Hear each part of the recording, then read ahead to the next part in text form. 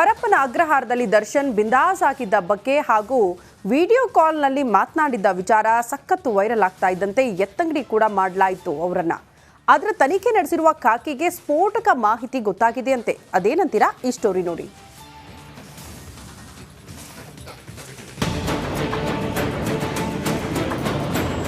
ಪರಪ್ಪನ ಅಗ್ರಹಾರದಲ್ಲಿ ಪ್ರಭಾವಿಗಳ ದೆಸೆಯಿಂದ ದರ್ಶನ್ ಆರಾಮಾಗಿ ಇದ್ದ. ಯಾವ ಟೆನ್ಷನ್ ಇಲ್ಲದೆ ವಾರಕ್ಕೆ 3 ಬಾರಿ ಮನೆಯವರನ್ನ ನೋಡಿ ಮಾತಾಡಿಸ್ಕೊಂಡು ವ್ಯಾಯಾಮ ವಾಕಿಂಗ್ ಮಾಡ್ಕೊಂಡಿದ್ದ. ಎಲ್ಲ ಸರಾಗವಾಗಿ ನಡೀತಾ ಇದೆ ಅಂತ ಬಿಂದಾಸ್ ಆಗಿದ್ದ ದರ್ಶನ್ಗೆ ಆ ಫೋಟೋ ಹಾಗೂ ವಿಡಿಯೋ ಕಾಲ್ ಕಂಟಕವಾಗಿ ಬಳ್ಳಾರಿ ಜೈಲ್ಗೆ ಶಿಫ್ಟ್ ಆಗುವಂತೆ ಮಾಡಿತು. ಇದರ ತನಿಖೆ ನಡೆಸಿದ ಖಾಕಿ ಸ್ಫೋಟಕ ಮಾಹಿತಿ ಕಲೆ ಹಾಕಿದೆ. ಆತ್ಮೀಯರಿಗೆ ವಿಡಿಯೋ ಕಾಲ್ ಮಾಡ್ತಾ ಇದ್ದ ದಾಸ. 80ಕ್ಕೂ ಹೆಚ್ಚು ಬಾರಿ ವಿಡಿಯೋ ಕಾಲ್. ಹೌದು, ಕಾಫಿ ಹಾಗೂ ಸಿಗರೆಟ್ ಹಿಡಿದಿದ್ದ ಫೋಟೋ ಒಂದ್ ಕಡೆಯಾದ್ರೆ ವಿಡಿಯೋ ಕಾಲ್ನಲ್ಲಿ ರೌಡಿ ಮಗನ ಜೊತೆ ಮಾತಾಡಿದ ವಿಚಾರವೂ ವೈರಲ್ ಆಗಿತ್ತು. ಅಂದ್ಹಾಗೆ ಜೈಲೊಳಗೆ ಮೊಬೈಲ್ ಹೋಯ್ತು, ಯಾರು ಕೊಟ್ರು, ಒಳಗೆ ತೆಗೆದುಕೊಂಡು ಹೋಗೋದಕ್ಕೆ ಅವಕಾಶ ಕೊಟ್ಟಿದ್ಯಾರು ಅಂತ ತನಿಖೆ ನಡೆಸೋದಕ್ಕೆ ಸೂಚನೆ ಕೊಡಲಾಗಿತ್ತು. ತನಿಖೆ ನಡೆಸಿದ ಜೈಲು ಅಧಿಕಾರಿಗಳಿಗೆ ಸ್ಫೋಟಕ ಮಾಹಿತಿ ಲಭ್ಯವಾಗಿದೆ.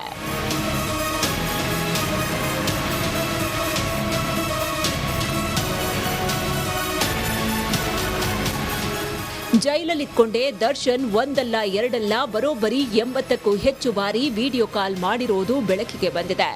ದರ್ಶನ್ ರಾಜಾತಿಥ್ಯ ಪ್ರಕರಣದಲ್ಲಿ ಸ್ಫೋಟಕ ಮಾಹಿತಿ ಬಹಿರಂಗವಾಗಿದೆ.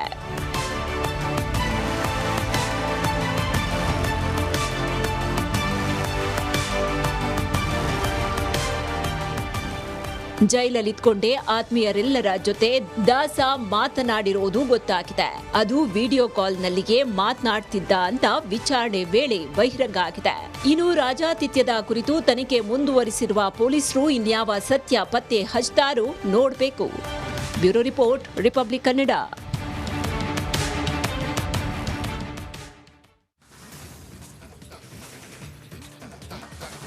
ದರ್ಶನ್ ಪರ ವಾದ ಮಾಡೋಕೆ ಹಿಂದೇಟು ಹಾಕ್ತಿದ್ದಾರ ವಕೀಲರು ಎಂಬ ಅನುಮಾನ ಕಾಡ್ತಾ ಇದೆ. ಯಾಕೆ ಗೊತ್ತಾ? ಈ ಕುರಿತ ಒಂದು ಸ್ಟೋರಿ ಇಲ್ಲಿದೆ ನೋಡಿ.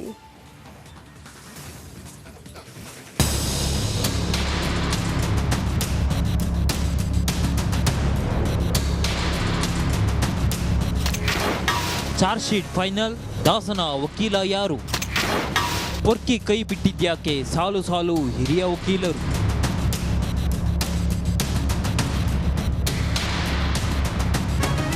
ಗ್ರಹಚಾರ ಕೆಟ್ಟಾಗ ದೇವರು ಕೈ ಹಿಡಿಯಲ್ವಂತೆ. ಈ ಮಾತು 100ಕ್ಕೆ 100 ಸತ್ಯ ಬಿಡಿ. ಯಾಕಂದ್ರೆ ನಟ ದರ್ಶನ್ ಸದ್ಯದ ಪರಿಸ್ಥಿತಿ ನೋಡಿದ್ರೆ ಯಾವ ದೇವರಿಗೂ ಕೈ ಹಿಡಿಯುತ್ತಿಲ್ಲ, ಯಾವ ಪ್ರಾರ್ಥನೆಯೂ ವರ್ಕೌಟ್ ಆಗ್ತಿಲ್ಲ. ದರ್ಶನ್ ಪತ್ನಿ ವಿಜಯಲಕ್ಷ್ಮಿ 16 ದೇವಸ್ಥಾನ ಸುತ್ತಿ ಬಂದಿದ್ದಾರೆ. ಸಂಬಂಧಿಕರು ಸಹ ಇಲ್ಲ ಸಲ್ಲದ ದೇವರಿಗೆ ಹರಕೆ ಕಟ್ಕೊಂಡಿದ್ದಾರೆ. ಆದ್ರೆ ಒಂದೇ ಒಂದು ತುತ್ತು ಮನೆ ಊಟ ಸಿಗ್ಲಿಲ್ಲ. ಇದೀಗ ಚಾರ್ಜ್ ಶೀಟ್ ಹಾಕ್ತಿದ್ದು ವಕೀಲರು ಸಿಗ್ತಿಲ್ಲ. ಹೌದು, ಕಂಬಿ ಹಿಂದೆ ಸೇರಿರುವ ನಟ ದರ್ಶನ್ಗೆ ಸಂಕಷ್ಟಗಳ ಸರಮಾಲೆಯೇ ಸುತ್ತಿಕೊಂಡಿದೆ. ಪೊರ್ಕಿ ಪರ ವಾದ ಮಂಡಿಸೋಕೆ ಹಿರಿಯ ವಕೀಲರೇ ಸಿಗ್ತಿಲ್ಲವಂತೆ. ಚಾರ್ಜ್ ಶೀಟ್ ಸಲ್ಲಿಕೆ ಆಗ್ತಿದ್ರು ದರ್ಶನ್ ಪರ ವಕಾಲತ್ತು ಹಾಕಲು ಖ್ಯಾತ ವಕೀಲರೇ ಹಿಂದೇಟು ಹಾಕ್ತಿದ್ದಾರೆ ಎನ್ನಲಾಗಿದೆ. ಈ ಹಿಂದೆ ವಿಜಯಲಕ್ಷ್ಮಿ ಹಿರಿಯ ವಕೀಲ CV ನಾಗೇಶ್ ಮೊರೆ ಹೋಗಿದ್ರು. ಆದ್ರೆ ನಾಗೇಶ್ ದರ್ಶನ್ ಕೇಸ್ನಲ್ಲಿ ಸೈಲೆಂಟ್ ಆಗ್ತಿದ್ದಂತೆ ಮನೆಯೂಟ ವಿಚಾರದಲ್ಲೂ ಕೋರ್ಟ್ಗೆ ಹಾಜರಾಗದೆ ದೂರ ಉಳಿದಿದ್ರು. ಇದೀಗ ಜಾಮೀನು ಅರ್ಜಿ ಹಾಕಲು ಹಿಂದೆ ಉಳಿತಾರಾ, ಇಲ್ಲ ಪ್ರಕರಣದಲ್ಲಿ ಭಾಗಿಯಾಗ್ತಾರಾ ಎಂಬ ಕುತೂಹಲ ಕಾಡಿದೆ. Nagaraj, crime bureau, republic Kannada.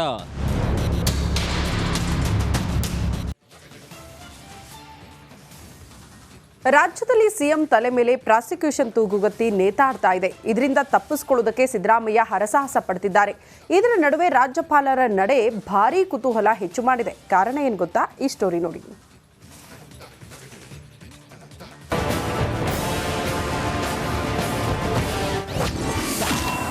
ಸರ್ಕಾರ ವರ್ಸಸ್ ರಾಜ್ಯಪಾಲರ ನಡುವೆ ಸಂಘರ್ಷ. ಮತ್ತಷ್ಟು ಪ್ರಾಸಿಕ್ಯೂಷನ್ಗೆ ಅಸ್ತು ಅಂತಾರ ಗವರ್ನರ್. ಕಳೆದ 1 ತಿಂಗಳಿನಿಂದ ಕರ್ನಾಟಕದಲ್ಲಿ ಪ್ರಾಸಿಕ್ಯೂಷನ್ ಮಹಾಸಮರವೇ ನಡೆಯುತ್ತಿದೆ. ಮೂಡಾ ಪ್ರಕರಣಕ್ಕೆ ಸಂಬಂಧಪಟ್ಟಂತೆ ಸಿಎಂ ವಿರುದ್ಧ ರಾಜ್ಯಪಾಲ ಥಾವರ್ ಚಂದ್ ಗೆಹ್ಲೋಟ್ ಪ್ರಾಸಿಕ್ಯೂಷನ್ಗೆ ಅನುಮತಿ ನೀಡಿ ಸಂಚಲನವನ್ನೇ ಎಬ್ಬಿಸಿದ್ರು. ಈ ಪ್ರಕರಣ ಈಗ ಹೈಕೋರ್ಟ್ ಅಂಗಳದಲ್ಲಿದೆ.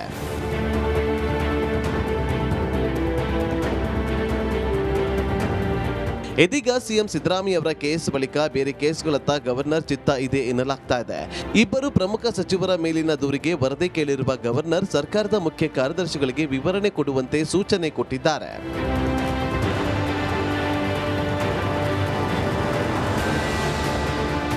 ಎರಡು ಪ್ರಮುಖ ದೂರುಗಳ ಮೇಲೆ ಗವರ್ನರ್ ವರದಿ ಕೇಳಿದ್ದಾರೆ. ರಾಜ್ಯಪಾಲರ ಈ ನಡೆಯಿಂದ ಇಬ್ಬರು ಸಚಿವರಿಗೆ ಸಂಕಷ್ಟ ಶುರುವಾಗುವ ಆತಂಕ ಹೆಚ್ಚಾಗಿದೆ.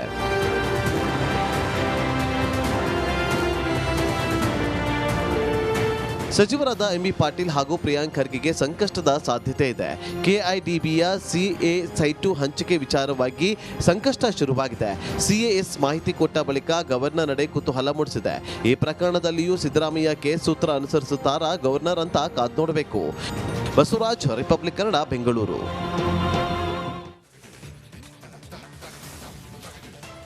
ಮೂಡ ಹಗರಣದ ರೂವಾರಿ 50-50 ಸೈಟ್ ಹಂಚಿಕೆ ನಿಯಮದ ಜನಕನಿಗೆ ಸರ್ಕಾರ ಬಿಗ್ ಶಾಕ್ ಕೊಟ್ಟಿದೆ. ಮೂಡ ಮಾಜಿ ಆಯುಕ್ತರನ್ನ ಅಮಾನತು ಮಾಡಲಾಗಿದೆ. ಈ ಕುರಿತ ಒಂದು ರಿಪೋರ್ಟ್ ಇಲ್ಲಿದೆ ನೋಡಿ.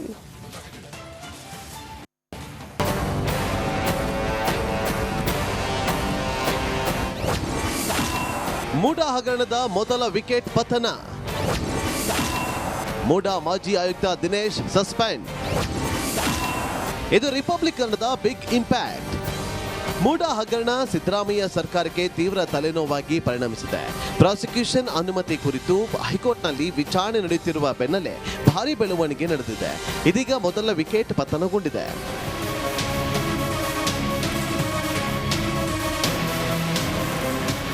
ಮೂಡ ಹಗರಣ ಇದೀಗ ರಾಜ್ಯದಲ್ಲಿ ಭಾರಿ ಕೋಲಾಹಲ ಸೃಷ್ಟಿಸಿದೆ. ದಿನದಿಂದ ದಿನಕ್ಕೆ ಸಿದ್ದರಾಮಯ್ಯ ಅವರಿಗೆ ಸಂಕಷ್ಟಗಳು ಹೆಚ್ಚಾಗ್ತಲೇ ಇದೆ. ಇದರ ನಡುವೆ ಮೂಡ ಹಗರಣದಲ್ಲಿ ಇದೀಗ ಮೊದಲ ವಿಕೆಟ್ ಪತನಗೊಂಡಿದೆ.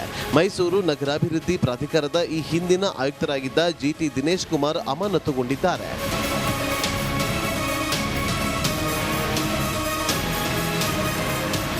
ದಿನೇಶ್ ಕುಮಾರ್ ಅಮಾನತು ಮಾಡಿ ಸರ್ಕಾರ ಆದೇಶ ಹೊರಡಿಸಿದೆ. ಮೂಡ ಆರೋಪದ ನಡುವೆಯೂ ಕಳೆದ ಆಗಸ್ಟ್ 30ರಂದು ಸರ್ಕಾರ ಜಿಟಿ ದಿನೇಶ್ ಕುಮಾರ್ ಹಾವೇರಿ ವಿಶ್ವವಿದ್ಯಾಲಯದ ರಿಜಿಸ್ಟ್ರಾರ್ ಆಗಿ ನೇಮಕ ಮಾಡಿತ್ತು. ಇದು ಸರ್ಕಾರಕ್ಕೆ ತೀವ್ರ ಹಿನ್ನಡೆ ಉಂಟು ಮಾಡಿತ್ತು. ದಿನೇಶ್ ಮೇಲಿರುವ ಆರೋಪಗಳು ಏನು ಅಂತ ನೋಡೋದಾದ್ರೆ, ಮೂಡಾದಲ್ಲಿ ನಿಯಮ ಬಾಹಿರವಾಗಿ ಸೈಟು ಹಂಚಿಕೆಯ ಆರೋಪ ಇದ್ದು, ಮೂಡಾದಲ್ಲಿ 50-50 ಅನುಪಾತದ ನಿಯಮ ತಂದಿದ್ದೆ ಈ ದಿನೇಶ್. 50-50 ಅನುಪಾತ ರದ್ದಾದ ನಂತರವೂ ಹಂಚಿಕೆಯ ಆರೋಪ ಇದೆ. ಅಲ್ಲದೆ ಮೂಲ ವಾರಸುದಾರರ ಹೆಸರಲ್ಲಿ ನಕಲಿ ವ್ಯಕ್ತಿಗಳಿಗೆ ಸೈಟು ಹಂಚಿಕೆ, ತಾಂತ್ರಿಕ ಶಾಖೆಯ ವರದಿಯನ್ನು ಲೆಕ್ಕಿಸದೆ ಕಾರ್ಯನಿರ್ವಹಣೆ ಮಾಡಿರುವ ಆರೋಪ ದಿನೇಶ್ ಮೇಲಿದೆ. ದಿನೇಶ್ ಅಮಾನತಿನ ಮೂಲಕ ಸರ್ಕಾರ ಡ್ಯಾಮೇಜ್ ಕಂಟ್ರೋಲ್ಗೆ ಮುಂದಾಗಿದ್ದು, ಇನ್ನು ಎಷ್ಟು ವಿಕೆಟ್ ಬೀಳುತ್ತೋ ಕಾದು ನೋಡಬೇಕಿದೆ. ವಿನೋದ್, ರಿಪಬ್ಲಿಕ್ ಕನ್ನಡ, ಮೈಸೂರು.